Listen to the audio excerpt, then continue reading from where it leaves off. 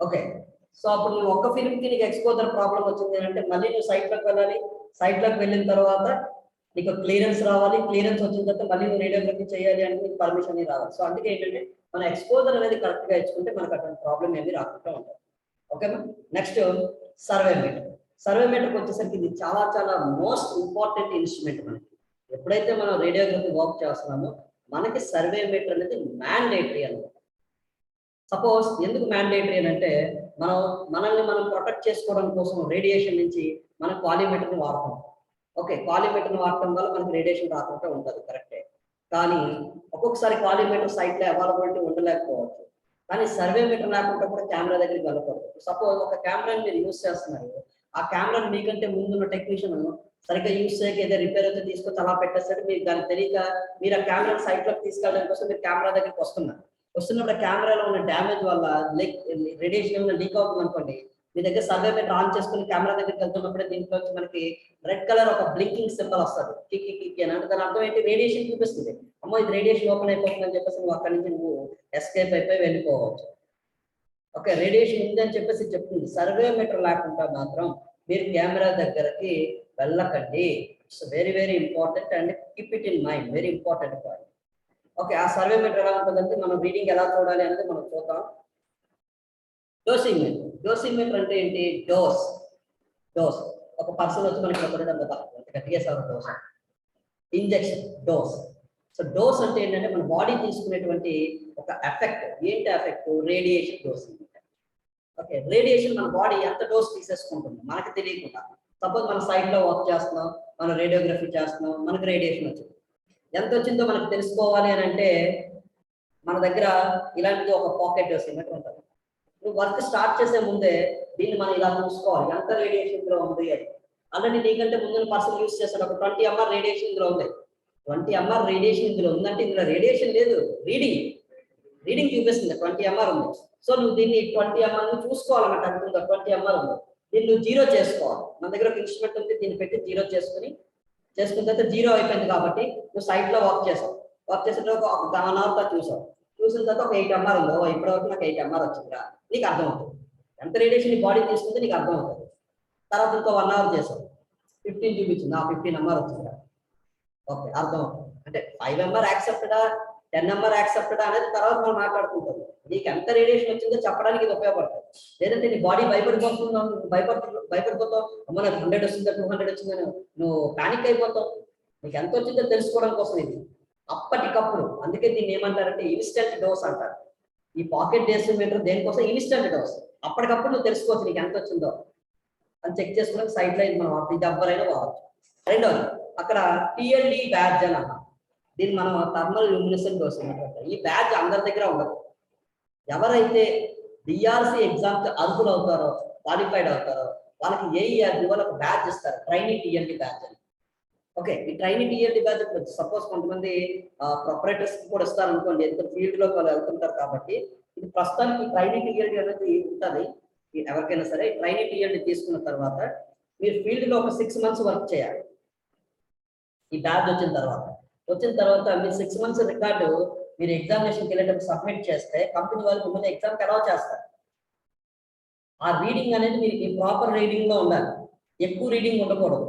Okay, sir ఎలా తెలుస్తుంది sir మనకి ఎక్కువ తక్కువ అంటే, టెక్నీషియన్ కి పర్ డే 6 mR ఉండాలి. 6 mR దాటి ఎక్కువ రేడియేషన్ రాకూడదు. అసిస్టెంట్ టెక్నీషియన్ కి 4 mR, పబ్లిక్ కి 2 mR. అలాగే వీక్లీ కింద వేసుకుంటే, డే కింద చెప్పుకున్నాం మనం, అదే వీక్లీకి వేసుకుంటే 40 mR, మంత్లీ వేసుకుంటే 160 mR ఆర్ 180 mR. ఇది ఒక రేంజ్ వాళ్ళు ఇస్తారు, ఆ రేంజ్ మనం ఫాలో అవ్వాలి. సార్ ఎలా మనకి రిజెక్ట్ అయ్యింది మనకి ఎలా తెలుస్తుంది సార్ అంటే, ఈ టిఎల్డి బ్యాడ్జ్ అనేది మీకు 2 రకాలు ఉంటాయి. చెస్ట్వి 2 ఇస్తాడు, ప్రిస్టివ్ 2 ఇస్తాడు. ఆర్ఎస్ఓకి అయితే టెక్నీషియన్ అనుకోండి చెస్ట్ 2 ఇస్తాడు. ఒక టిఎల్డి నీ దగ్గర ఉంటుంది, ఈ నెల అంతా పనిచేసావు, ఈ టిఎల్డిని అవంతిటిక్ ల్యాబొరేటరీకి పంపిస్తే ఆ ల్యాబొరేటరీలో చెక్ చేస్తారు. నువ్వు ఓపెన్ చేయకూడదు, అక్కడ చెక్ చేస్తారు. నువ్వు సపోజ్ మంత్లీ చెక్ చేస్తారు కదా, నీకు 120 mR వచ్చింది, ఓకే లిమిట్ లో ఉంది పర్వాలేదు, ఓకే వాళ్ళు ఓకే చేస్తారు. ఒకవేళ నీకు 200 వచ్చింది, 300 వచ్చింది, 1000 వచ్చేసింది అనుకోండి, వాళ్ళకి మెమో పంపిస్తారు. నువ్వు చాలా హెవీ రేడియేషన్ లో వర్క్ చేస్తున్నావు, ఇంత రేడియేషన్ లో నువ్వు వర్క్ చేయకూడదు, నీకు మెమో ఇస్తాను. ఒకసారి ఇస్తారు మెమో, రెండోసారి ఇస్తారు, మూడోసారి క్యాన్సిల్ చేసేస్తారు.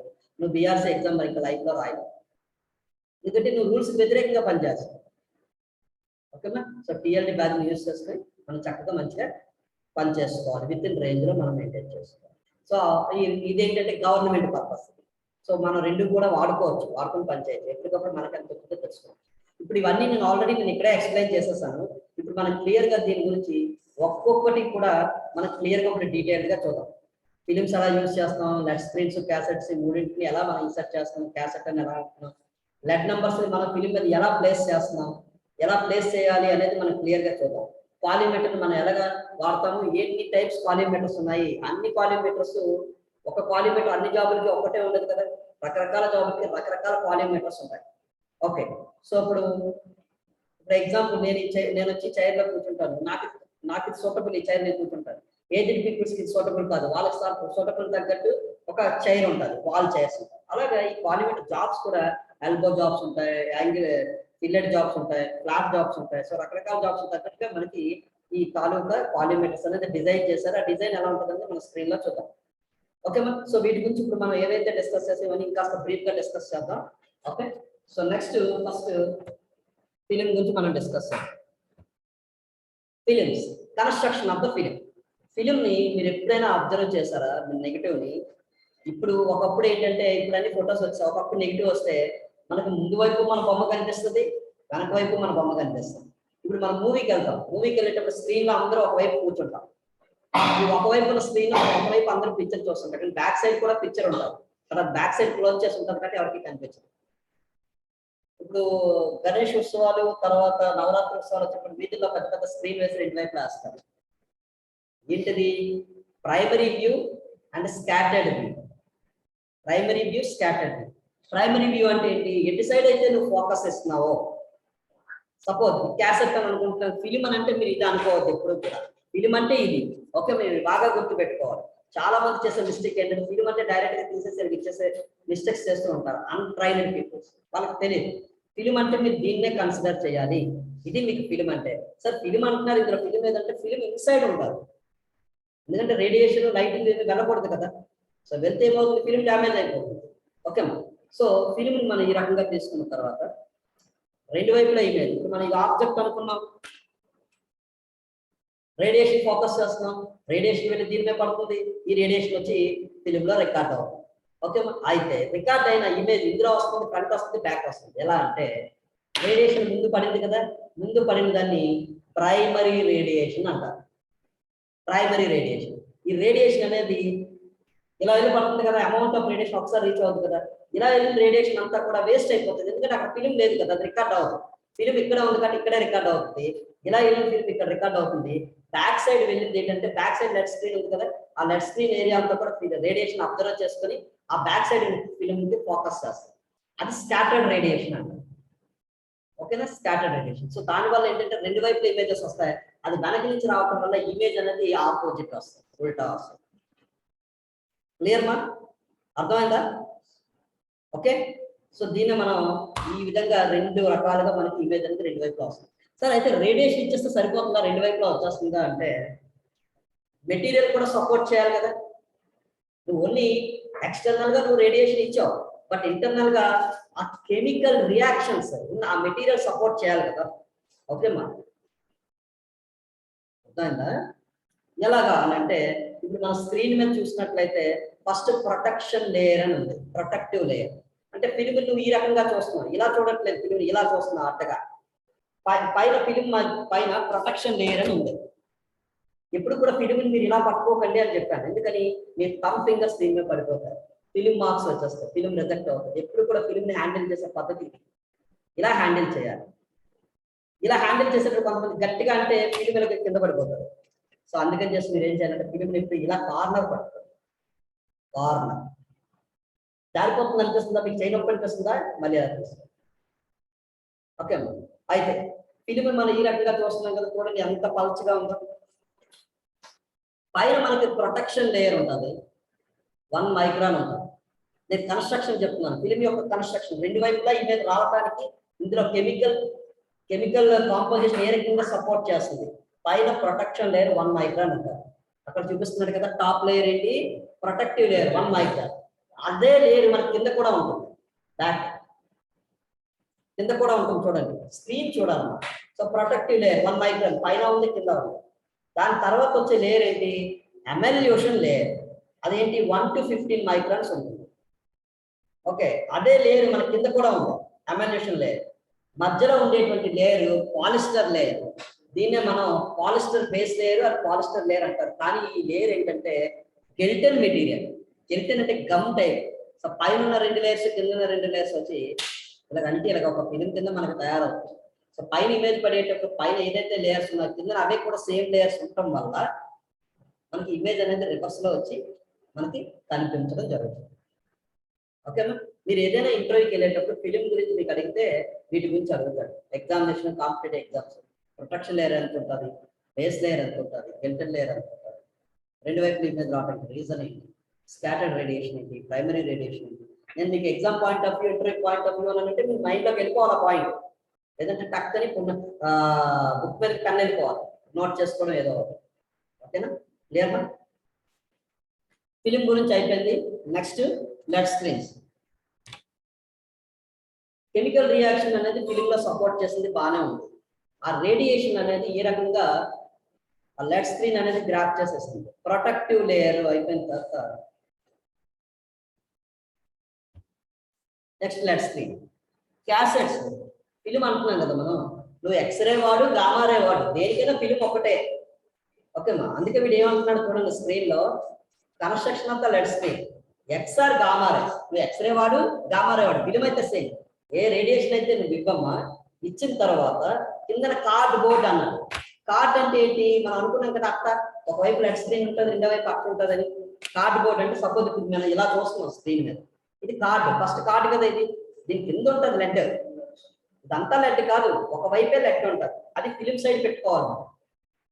ఇది కార్డు బోర్డ్. కార్డు బోర్డ్ తర్వాత ఏముంది, లెడ్ స్క్రీన్. అంటే ఇక్కడ సాల్ట్ అని చూపించేది వేరే స్క్రీన్ అనుకోండి, ఇక్కడ మనకి లెడ్ స్క్రీన్. ఈ లెడ్ స్క్రీన్ అనేది మనకి లేయర్ కనిపిస్తుంది కదా, ఇక్కడ మనకు ఒక లేయర్ కనిపిస్తుంది కదా, ఈ లేయర్ మనకి 0.1 మైక్రాన్. లెడ్ స్క్రీన్ థిక్నెస్ అంతా 0.1 mm, not micron, 0.1 mm lead screen thickness. ఓకేనా, సో 2 వైపులా ఉంటుంది. లెడ్ అనేది మనకి ఫిలింకి ఉండాలి. ఓకే, తర్వాత ఏముంది మధ్యలో, ఇది అయిపోయిన తర్వాత ఫిలిం ఉంది. ఫిలిం ఉంది కదా మనకి ఇక్కడ, అక్కడ చూపిస్తున్న ఫిలిం ఉందని. నెక్స్ట్ ఫిలిం తర్వాత ఏమన్నాడు, మళ్ళీ స్క్రీన్ ఉంది, మళ్ళీ కార్డు. ఇప్పుడు అర్థమైందా? సో దీని ఇలా తీసుకొచ్చి మనం క్యాసెట్ లో పెట్టుకోవాలి. అయితే